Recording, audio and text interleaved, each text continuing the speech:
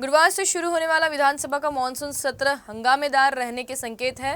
Congress OBC, Maratha आरक्षण, किसान जैसे कई मुद्दों पर सरकार को घेरने की तैयारी में है।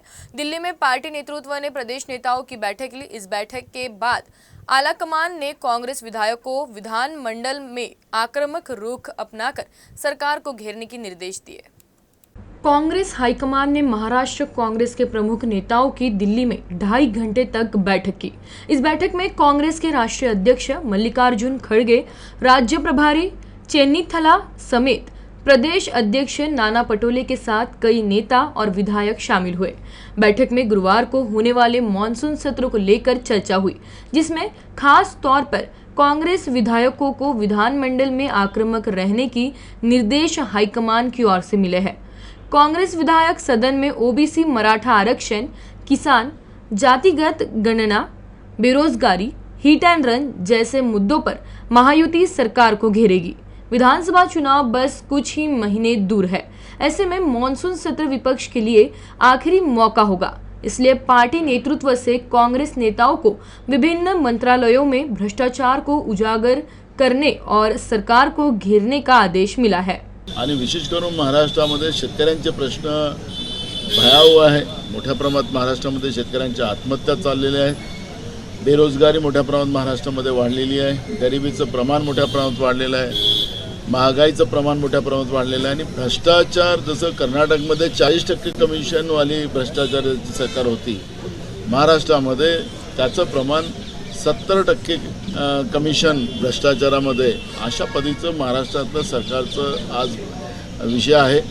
आज आपण पाहतोय की विकासाच्या नावाने मोठ्या प्रमाणात भ्रष्टाचार करणारं सरकार महाराष्ट्रामध्ये आहे आणि महाराष्ट्रामध्ये जे ओबीसी मराठा वाद निर्माण करून आरक्षणाचे जे मुद्दे करून महाराष्ट्राला पेटवलं गेलं, त्याला एकच पर्याय आहे, जातीनिहाय जनगणना, आर्थिक, सामाजिक आणि शैक्षणिक जनगणना ही करायची भूमिका राहुल गांधीजींनी पूर्ण देशामध्ये मांडली।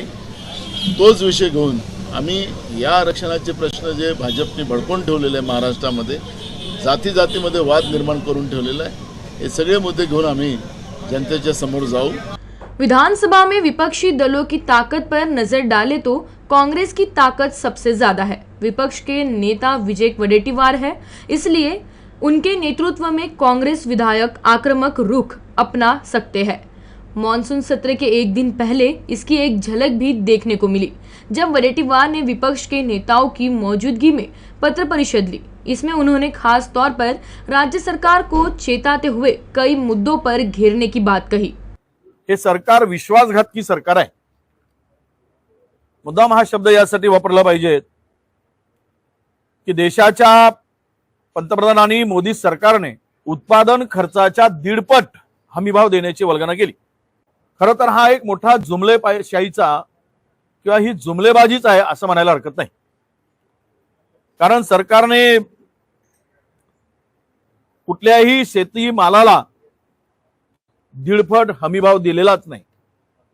2013 मध्ये सोयाबीनला जे दर मिळत होते ते दर जर शेतकऱ्याला 2024 मध्ये मिळत असतील 4,600 रुपये, तर शेतकऱ्यांना फसवण्याचं काम या महापापी महायुतीने केलं असं म्हणायला हरकत नाही। निवडणुकीत मोठी हार पत्करल्यानंतर महाराष्ट्रामध्ये काही पंतप्रधानांना सांगतील आणि या हमीभावात सुधारणा होईल अशी आमची अपेक्षा होती, पण या दोघांनी मात्र, मुख्यमंत्री आणि 2 उपमुख्यमंत्र्यांनी शेतकऱ्यांचा विश्वासघात केला आहे, हे यामध्ये दिसते आहे। खरं तर हे नतभ्रष्ट सरकार शेतकऱ्यांच्या खतावर जीएसटी लावतो, बियाणावर जीएसटी लावतो, ट्रॅक्टर आणि शेती उपयोगी अवजारावर जीएसटी लावतो 18%, आणि दुसरीकडे मात्र हेलिकॉप्टर खरेदी करत असताना 5% जीएसटी, डायमंड खरेदी करत असताना 3% जीएसटी, गोल्ड सोनं खरेदी करत असताना 2% जीएसटी। म्हणजेच हे सरकार शेतकऱ्यांच्या पाठीमध्ये खंजीर खुपसणारं आणि शेतकऱ्याला उद्ध्वस्त करणारे हे सरकार आहे, हे आता स्पष्ट झालेलं आहे। लोकसभा चुनाव की सफलता से कांग्रेस नेताओं का आत्मविश्वास बढ़ा है। राज्य में महाविकास आघाड़ी में कांग्रेस ने 17 सीटों पर चुनाव लड़ा था। पार्टी ने उनमें से 13 पर जीत हासिल की थी। इनमें कोई दो राय नहीं की।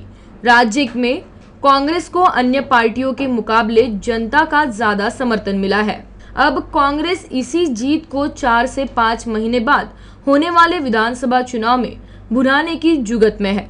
इसकी शुरुआत कांग्रेस मॉनसून सत्र से करने जा रही है।